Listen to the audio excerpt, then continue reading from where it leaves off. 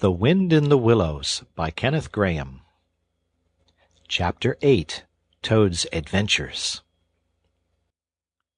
When Toad found himself immured in a dank and noisome dungeon, and knew that all the grim darkness of a medieval fortress lay between him and the outer world of sunshine and well-metalled high-roads where he had lately been so happy, disporting himself as if he had bought up every road in England, he flung himself at full length on the floor, and shed bitter tears, and abandoned himself to dark despair. "This is the end of everything," he said. "At least it is the end of the career of Toad, which is the same thing. The popular and handsome Toad, the rich and hospitable Toad, the Toad so free and careless and debonair. How can I hope to be ever set at large again, who have been imprisoned so justly for stealing so handsome a motor-car in such an audacious manner, and for such lurid and imaginative cheek, bestowed upon such a number of fat, red-faced policemen? Stupid animal that I was!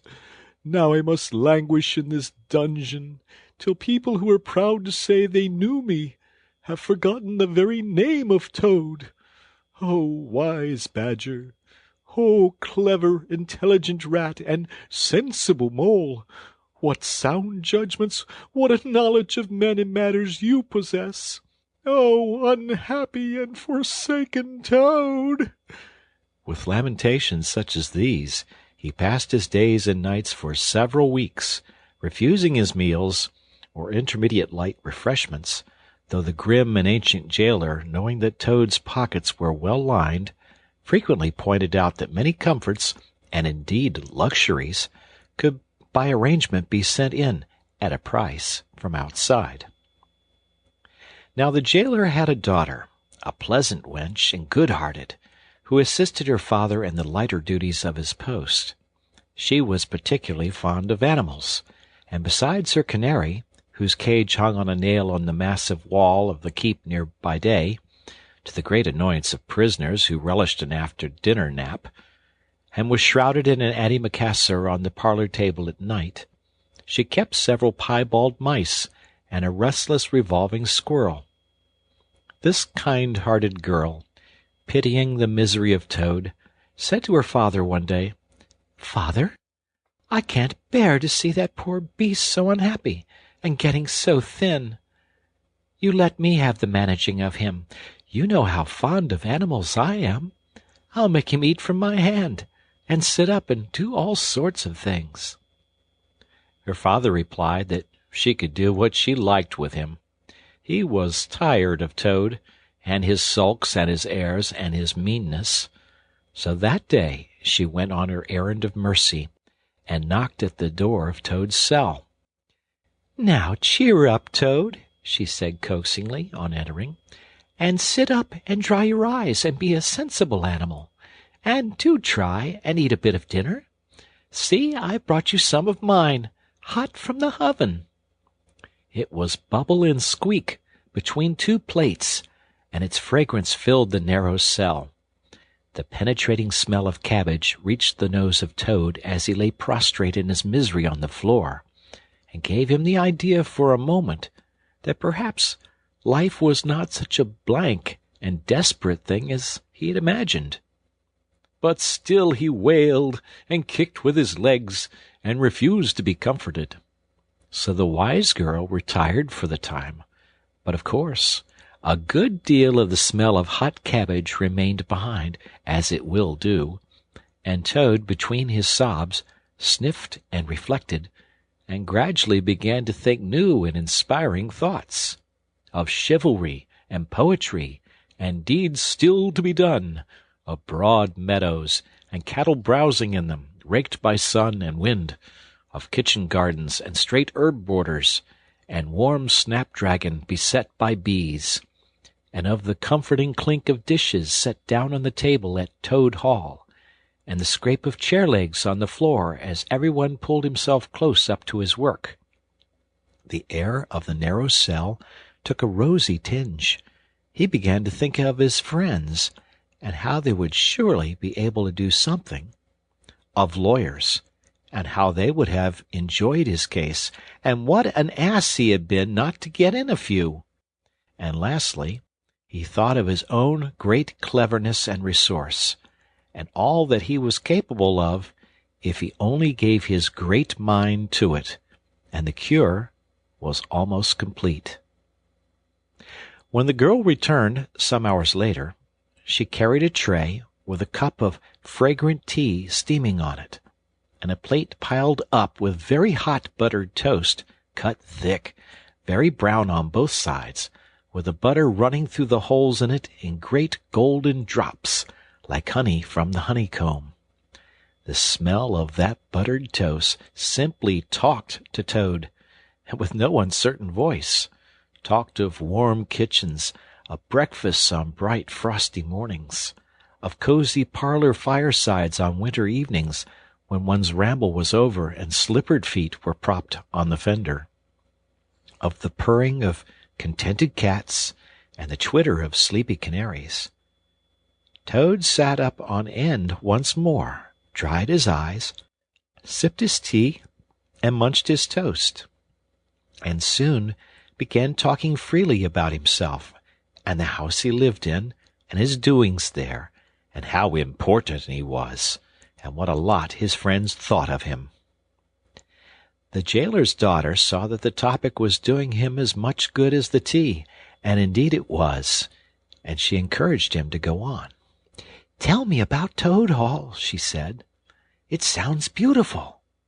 "Toad Hall," said the Toad proudly, "is an eligible, self-contained gentleman's residence, very unique, dating in part from the 14th century, but replete with every modern convenience, up-to-date sanitation, 5 minutes from church, post office, and golf links, suitable for—" "Bless the animal," said the girl, laughing. "I don't want to take it.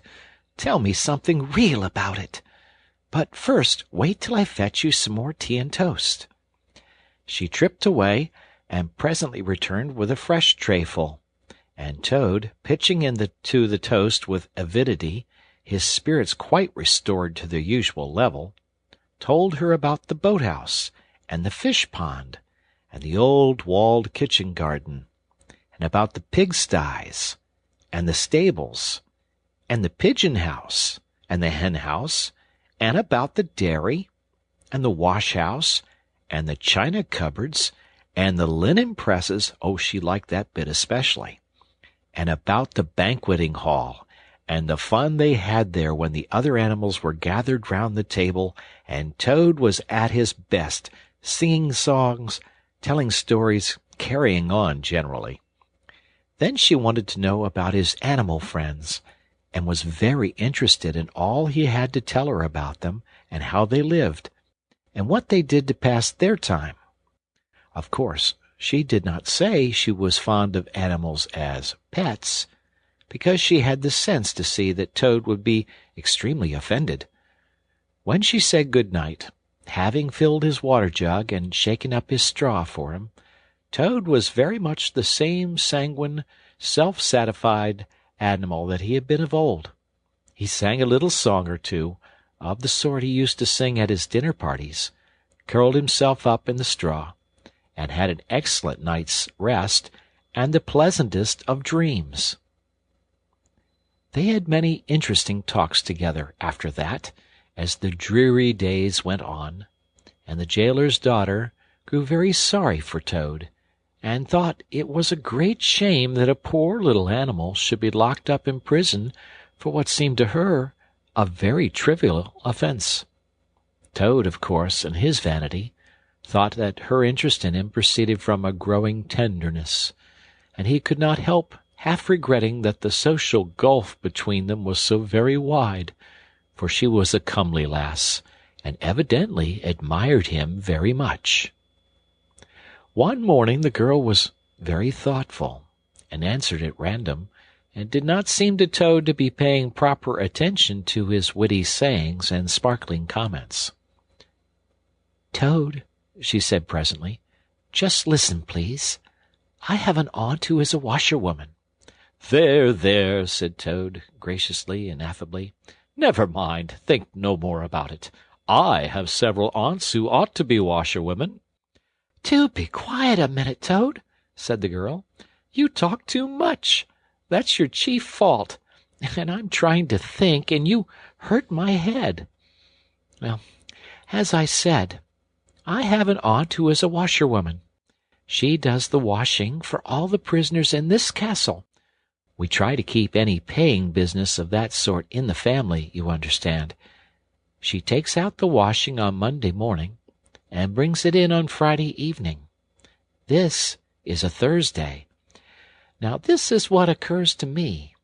You're very rich. At least you're always telling me so. And she's very poor.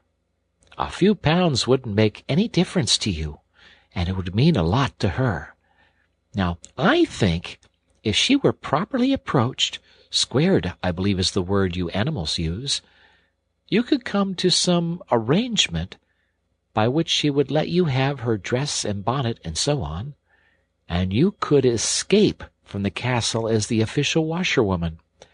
You're very alike in many respects, particularly about the figure." "We're not," said the Toad in a huff. "I have a very elegant figure for what I am."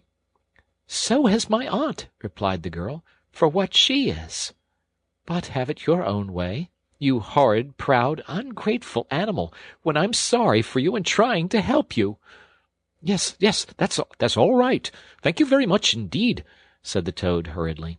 "But look here. You surely wouldn't have Mr. Toad of Toad Hall going about the country disguised as a washerwoman?" "Then you can stop here as a toad," replied the girl with much spirit. "I suppose you want to go off in a coach and four." Honest Toad was always ready to admit himself in the wrong. "You are a good, kind, clever girl," he said, "and I am indeed a proud and stupid Toad. Introduce me to your worthy aunt, if you will be so kind, and I have no doubt that the excellent lady and I shall be able to arrange terms satisfactory to both parties." Next evening the girl ushered her aunt into Toad's cell, bearing his week's washing pinned up in a towel. The old lady had been prepared beforehand for the interview, and the sight of certain gold sovereigns that Toad had thoughtfully placed on the table in full view practically completed the matter and left little further to discuss. In return for his cash, Toad received a cotton print gown, an apron, a shawl, and a rusty black bonnet, and the only stipulation the old lady made being that she should be gagged and bound and dumped down in a corner.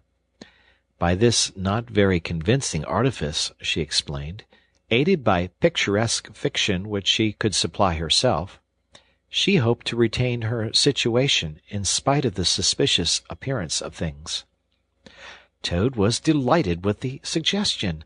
It would enable him to leave the prison in some style, and with his reputation for being a desperate and dangerous fellow untarnished, and he readily helped the jailer's daughter to make her aunt appear as much as possible the victim of circumstances over which she had no control.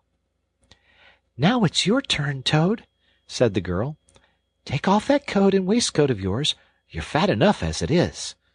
Shaking with laughter, she proceeded to hook and eye him into the cotton print gown, arranged the shawl with a professional fold, and tied the strings of the rusty bonnet under his chin. "You're the very image of her," she giggled. "Only I'm sure you never looked half so respectable in all your life before. Now, good-bye, Toad, and good luck. Go straight down the way you came up. And if anyone says anything to you, as they probably will, being but men, you can chaff back a bit, of course. But remember, you're a widow woman, quite alone in the world, with a character to lose." With a quaking heart, but as firm a footstep as he could command, Toad set forth cautiously on what seemed to be a most hair-brained and hazardous undertaking.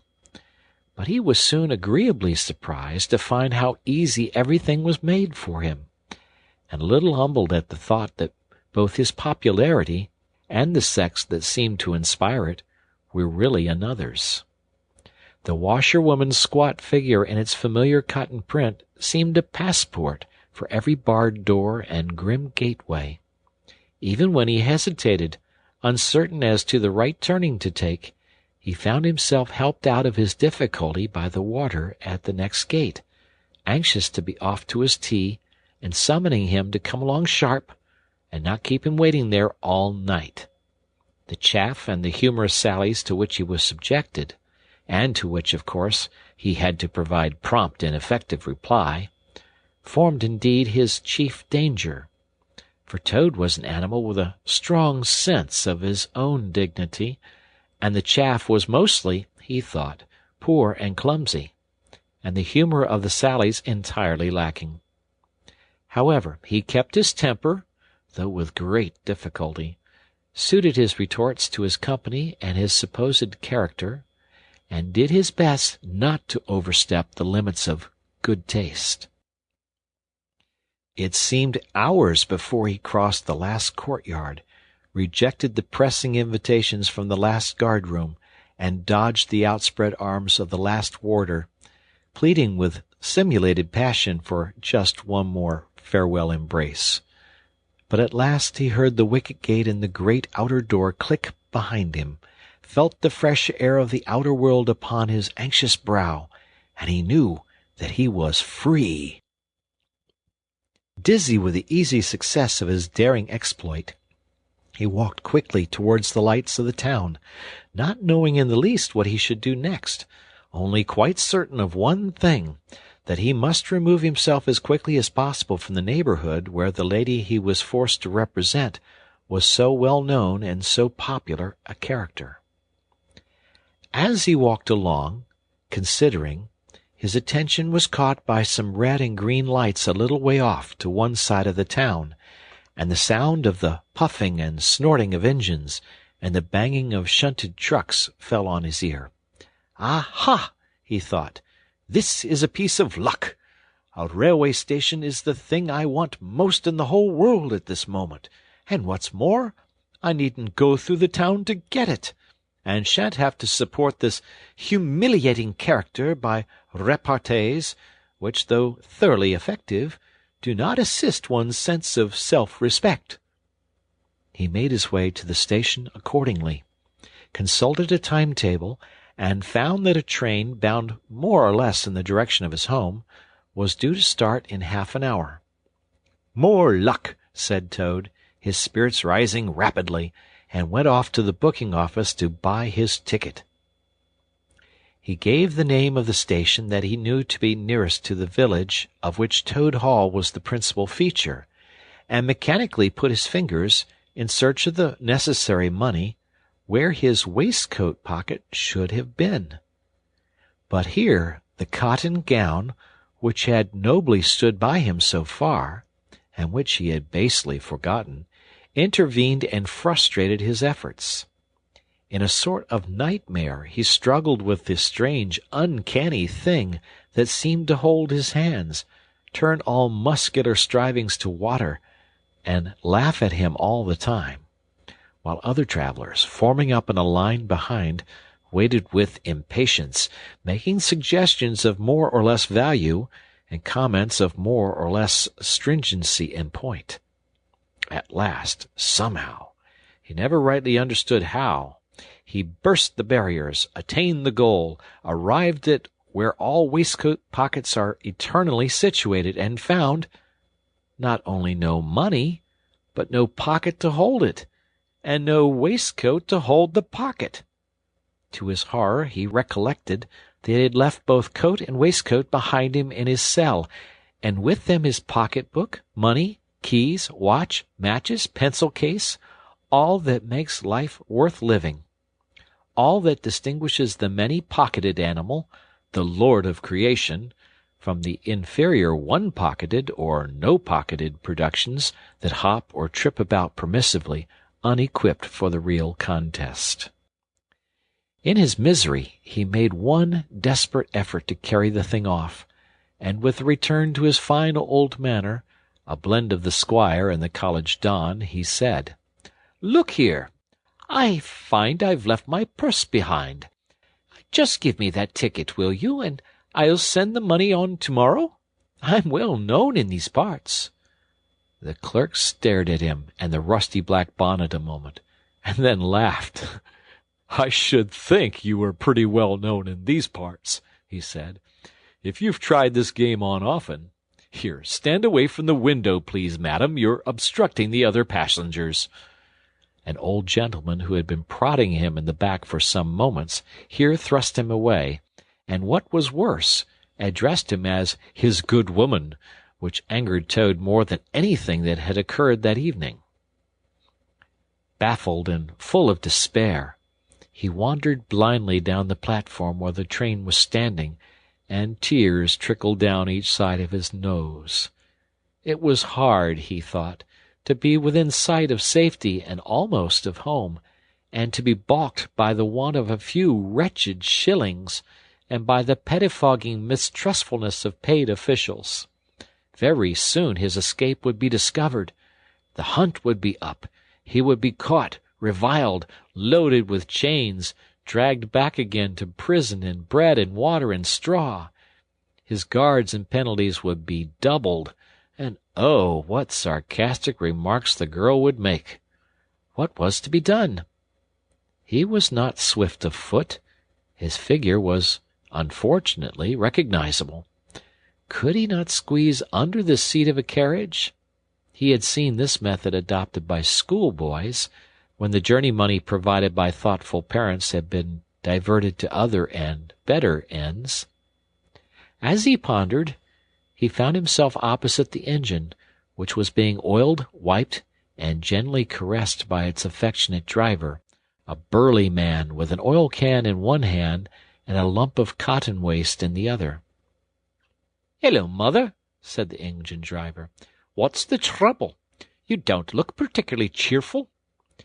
"Oh, sir," cried Toad, crying afresh, "I'm a poor, unhappy washerwoman, and I've lost all my money, and I can't pay for a ticket, and I must get home tonight somehow, and whatever I am to do, I don't know. Oh, dear, oh, dear!" "That's a bad business indeed," said the engine-driver reflectively.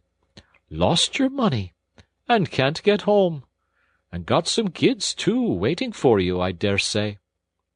"Any amount of 'em," sobbed Toad, "and they'll be hungry, and playing with matches, and upsetting lamps, the little innocents, and quarreling, and going on generally. Oh, dear, oh, dear!" "Well, I'll tell you what I'll do," said the good engine-driver. "You're a washerwoman to your trade, says you. Very well, that's that. And I'm an engine-driver, as you well may see, and there's no denying it's terribly dirty work. Uses up a powder of shirt, it does, till my missus is fair tired of washing of 'em. If you'll wash a few shirts for me when you get home, and send 'em along, I'll give you a ride on my engine. It's against the company's regulations, but we're not very particular in these out-of-the-way parts." The Toad's misery turned into rapture as he eagerly scrambled up into the cab of the engine. Of course, he had never washed a shirt in his life, and couldn't if he tried, and anyhow, he wasn't going to begin. But he thought, when I get safely home to Toad Hall and have money again and pockets to put it in, I will send the engine-driver enough to pay for quite a quantity of washing, and that will be the same thing, or better. The guard waved his welcome flag, the engine-driver whistled in cheerful response, and the train moved out of the station. As the speed increased, and the Toad could see on either side of him real fields and trees and hedges and cows and horses, all flying past him, and as he thought how every minute was bringing him nearer to Toad Hall, and sympathetic friends, and money to chink in his pocket, and a soft bed to sleep in, and good things to eat, and praise and admiration at the recital of his adventures and his surpassing cleverness, he began to skip up and down and shout and sing snatches of song, to the great astonishment of the engine-driver, who had come across washerwomen before at long intervals, but never one at all like this. They had covered many and many a mile, and Toad was already considering what he would have for supper as soon as he got home, when he noticed that the engine-driver, with a puzzled expression on his face, was leaning over the side of the engine and listening hard. Then he saw him climb onto the coals and gaze out over the top of the train. Then he returned and said to Toad, "It's very strange. We're the last train running in this direction tonight, yet I could be sworn that I heard another following us." Toad ceased his frivolous antics at once. He became grave and depressed, and a dull pain in the lower part of his spine, communicating itself to his legs, made him want to sit down and try desperately not to think of all the possibilities. By this time the moon was shining brightly, and the engine-driver, steadying himself on the coal, could command a view of the line behind them for a long distance. Presently he called out, "I can see it clearly now. It is an engine, on our rails, coming along at a great pace. It looks as if we're being pursued." The miserable Toad, crouching in the coal dust, tried hard to think of something to do, with dismal want of success. "They are gaining on us fast," cried the engine-driver, "and the engine is crowded with the queerest lot of people. Men like ancient warders, waving halberds, policemen in their helmets, waving truncheons, and shabbily dressed men in pot-hats, obvious and unmistakable plain-clothes detectives even at this distance, waving revolvers and walking-sticks, all waving and all shouting the same thing, 'Stop! Stop! Stop!'" Then Toad fell on his knees among the coals, and raising his clasped paws in supplication, cried, "Save me! Only save me, dear, kind Mr. Engine-driver, and I will confess everything. I am not the simple washerwoman I seem to be. I have no children waiting for me, innocent or otherwise. I am a Toad, the well-known and popular Mr. Toad, a landed proprietor. I have just escaped, by my great daring and cleverness, from a loathsome dungeon into which my enemies had flung me. And if those fellows on that engine recapture me, it will be chains and bread and water and straw and misery once more for poor, unhappy, innocent Toad." The engine-driver looked down upon him very sternly, and said, "Now tell the truth. What were you put in prison for?" "It was nothing very much," said poor Toad, colouring deeply. "I only borrowed a motor-car while the owners were at lunch. They had no need of it at the time. I didn't mean to steal it, really, but people, especially magistrates, take such harsh views of thoughtless and high-spirited actions." The engine-driver looked very grave, and said, "I fear that you have been indeed a wicked Toad, and by rights I ought to give you up to offended justice. But you are evidently in sore trouble and distress, so I will not desert you. I don't hold with motor-cars, for one thing, and I don't hold with being ordered about by policemen when I'm on my own engine for another. And the sight of an animal in tears always makes me feel queer and soft-hearted. So cheer up, Toad. I'll do my best, and we may beat them yet." They piled on more coals, shoveling furiously. The furnace roared, the sparks flew, the engine leaped and swung, but still their pursuers slowly gained.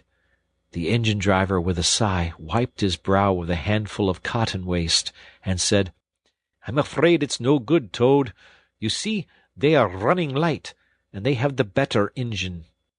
There's just one thing left for us to do, and it's your only chance, so attend very carefully to what I tell you. A short way ahead of us is a long tunnel, and on the other side of that the line passes through a thick wood.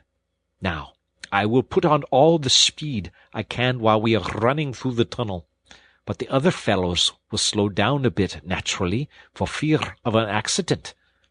When we are through, I will shut off steam and put on brakes as hard as I can, and the moment it's safe to do so, you must jump and hide in the wood before they get through the tunnel and see you.